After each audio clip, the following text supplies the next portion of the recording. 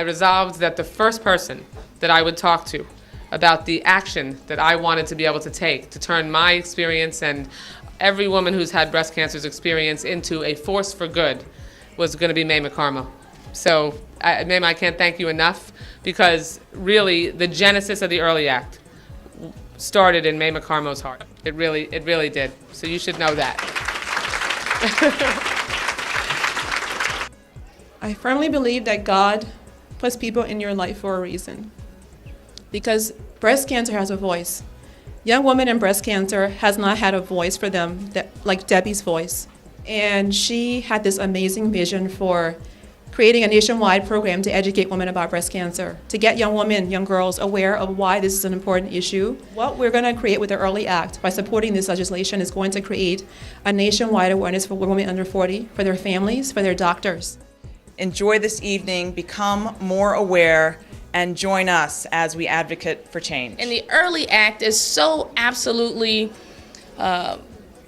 important, and getting the people behind us to support this. So let me thank the Tigerlily Foundation for the work you do in educating and really comforting those who are going through mental stress of breast cancer. You know, I'm proud to be a sponsor of the Early Act, and I understand how important early intervention really is. Any woman in the world that calls on Tigerlily and says, I need help with my bills, I need help with my mortgage, or I just need support, I just need somebody to talk to. That's what Mayma does. I want you to look at the person next to you and tell them, if you learn, you can live.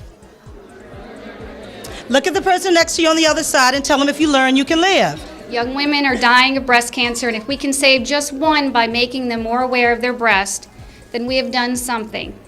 The Early Act can make a difference for the fight against breast cancer. 5% is 11,000 young women who become victims of breast cancer, and 1,100 of them die. So it's not a percentage. These are real lives, and we have got to make the case to those really outside the Capitol, because after 30 years, the message isn't out there yet. We're a lot better than we used to be, but the message isn't being heard enough. There are still too many people coming in to see me that haven't been taken seriously. Think about that for a second, that we had to legislate to allow poor women to have mammograms. And then guess what happened after that? She had to come back and bring legislation again to provide treatment for those women who were diagnosed. What inspired me to go on to my career was meeting women like all the women that you've heard from today.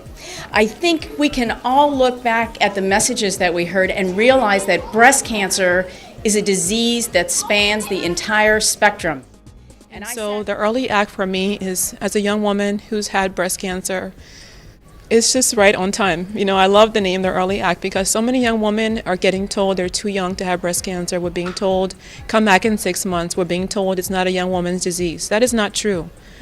This bill is something that so many of us who have gone through surgeries, mastectomies, months of chemotherapy, having our children ask us, Mommy, are you going to die? It's like an early Christmas present. When it happens, it'll be perfect for us. Wonderful.